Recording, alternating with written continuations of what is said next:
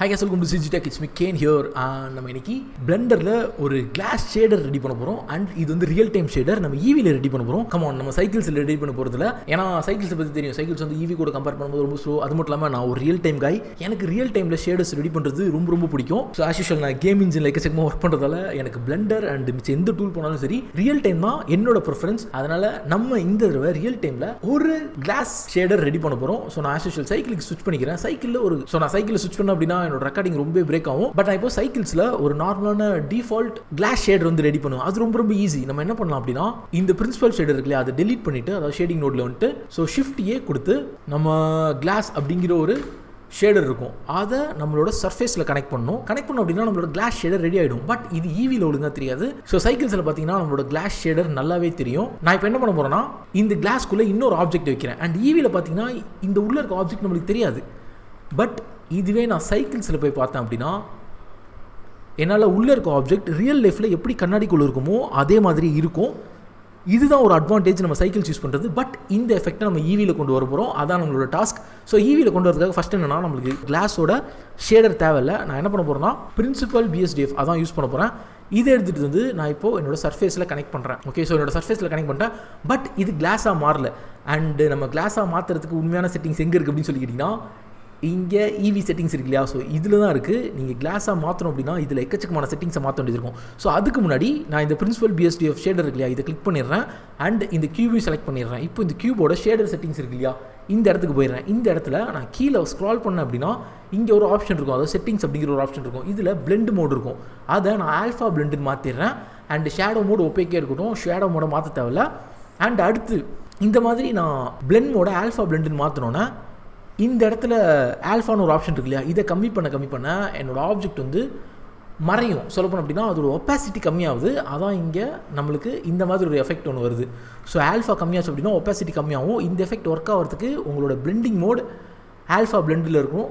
ஒப்பேக்கில் இருந்துச்சு அப்படின்னா இது ஒர்க் ஆகாது. ஸோ ஆல்ஃபா பிளெண்டு கொடுத்து நம்ம ஆல்ஃபாவை கம்மி பண்ணும்போது நம்ம ஆப்ஜெக்ட் அப்படியே இன்விசிபிளாக மாறும். அண்ட் இதை தான் நம்ம கண்ணாடி யூஸ் பண்ண போகிறோம். அண்ட் அடுத்து என்ன பண்ண போகிறோம் அப்படின்னா, நம்மளோட ஷேடரில் டிரான்ஸ்மிஷன் அப்படிங்கிற ஒன்று இருக்கும். இந்த டிரான்ஸ்மிஷனோட வேல்யூ 1 வைக்கிறோம். இப்போ டிரான்ஸ்மிஷன் 1 இருக்குது. அண்ட் ஆல்ஃபாவும் ஓரளவுக்கு கண்ணாடி மாதிரி ஒப்பாசிட்டியில் இருக்குது. பட் நம்ம கண்ணாடி வந்து ரொம்ப ரஃபாக இருக்கு இல்லையா, அதனால் என்ன பண்ண போகிறோம், ரஃப்னஸை நல்லா கம்மி பண்ணிக்க போகிறேன்.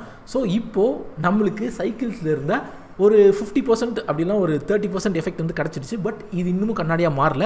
ஏன்னா கண்ணாடியாக மாறுறதுக்கு IOR அப்படிங்கிற ஒரு வேல்யூ இருக்கு இல்லையா, இது வந்து கண்ணாடியோட வேல்யூக்கு இருக்கணும். ஸோ கண்ணாடியோட IOR 1.3 இருக்கும். அண்ட் நான் 1.3 வச்சிடுறேன்.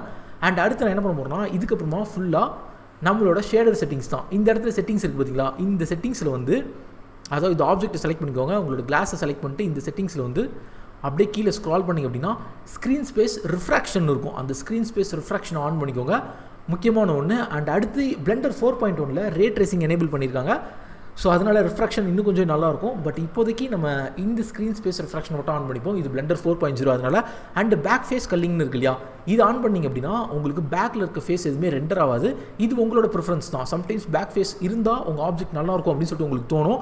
அப்போ நீங்கள் பேக் ஃபேஸ் ஆன் பண்ணிக்கலாம். மற்றபடி பேக் ஃபேஸ் வந்து தேவையில்லை. ஸோ எனக்கு இந்த ஆப்ஜெக்ட்டை பொறுத்த வரைக்கும் எனக்கு பேக் ஃபேஸ் இருந்தால் கொஞ்சம் நல்லாயிருக்கும் அப்படின்னு தான் தோணுது. அதனால் நான் பேக் ஃபேஸ் கல்லிங்கை எடுத்து விட்டுறேன். ஸோ இந்த பேக் ஃபேஸ் கல்லிங் ஆன் பண்ணேன் அப்படின்னா பேக் ஃபேஸ் எதுவுமே தெரியாது. So back face calling off பண்ண அப்படின்னா எனக்கு பேக் ஃபேஸ், அதாவது இந்த ஆப்ஜெக்ட் பின்னாடி இருக்க இந்த ஃபேஸ் வந்து என்னால் ஃப்ரண்ட்டில் இருந்து பார்க்க முடியும். எனக்கு இந்த எஃபெக்ட் தான் வேணும். அண்ட் இந்த எஃபெக்ட் நான் ஆன் பண்ணிக்கிட்டேன்.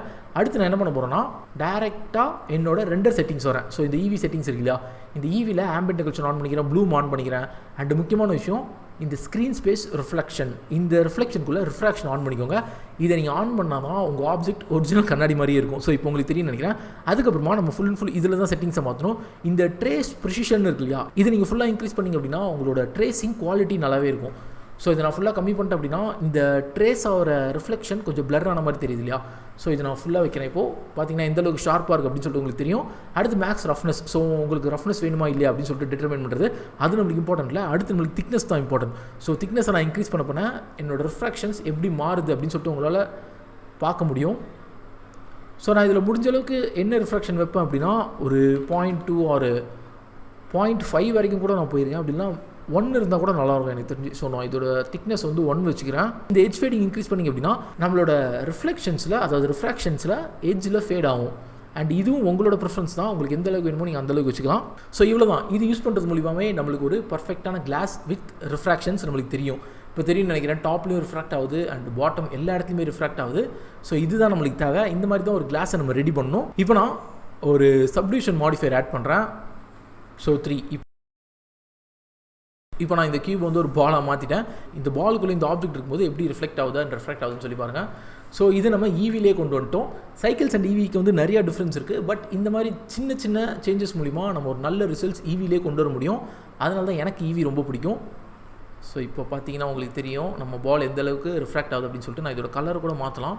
லைக் நான் இதை ரெட் கலர் வச்சேன் அப்படின்னா ஸோ இப்போ உங்களுக்கு அந்த பாலோட ரிஃப்ராக்ஷன் தெரியும்னு நினைக்கிறேன். அண்ட் நம்ம இன்னொன்று பண்ணலாம், இதையும் நம்ம ஒரு கண்ணாடியாக மாற்றலாம். அது பண்ண இன்னும் கொஞ்சம் நல்லாயிருக்கும். ஸோ நான் என்ன பண்ண போகிறேன்னா அதே மாதிரி ஆஸ் யூஷுவல் ஷேடர் செட்டிங்ஸ் வரேன் அண்டு இதில் ஆல்ஃபா பிளெண்டு வைக்கிறேன், ஸ்க்ரீன் ஸ்பேஸ் ரிஃப்ராக்ஷன் வச்சிடுறேன் அண்ட் ஆல்ஃபாவை நல்லா கம்மி பண்ணிடுறேன். டிரான்ஸ்மிஷனோட வேல்யூவை 1ல் வச்சிடுறேன் அண்ட் அடுத்து ஐஓஆரை எனக்கு ஏற்ற மாதிரி ஒரு 1.3 or something like that. Okay வச்சாச்சு. அண்ட் எனக்கு தெரிஞ்சு ஆல்ஃபாவை நான் இன்னும் கூட கம்மி பண்ணலாம். அண்ட் இப்போ ஒரு பாலுக்குள்ளே ஒரு பால் இருக்குது அண்ட் இந்த மாதிரி கிளாஸ் இருந்தாலே நம்மளுக்கு போதும். உங்களுக்கு இப்போ லைட்லாம் எப்படி கிளாஸ்க்குள்ளே ரிஃப்ராக்ட் ஆகுது அப்படின்னு சொல்லிட்டு தெரியும். பட் இதில் காஸ்டிக் எஃபெக்ட்ஸ் கொண்டு வரது கொஞ்சம் கஷ்டம். அதை நான் எப்படின்னு சொல்கிறேன். அதுக்கு நம்ம தனியாக ஒரு ஷேடர் ரெடி பண்ணணும். அப்படி ரெடி பண்ணால் மட்டும் தான் நம்ம காஸ்டிக் எஃபெக்ட் கொண்டு வர முடியும். ஸோ இது வந்து நம்ம ரியல் டைம்லேயே பார்த்துக்கிட்டு இருக்கோம் ஒரு கிளாஸ். அண்ட் இதனால தான் எனக்கு பிளெண்டர் ரொம்ப ரொம்ப பிடிக்கும். கமான், நான் பிளெண்டரை பற்றி எக்கச்சக்கமான டுட்டோரியல்ஸ் ஃபியூச்சரில் போடுறேன். So stay tuned. Thanks for வாட்சிங். Subscribe to channel. பீஸ்.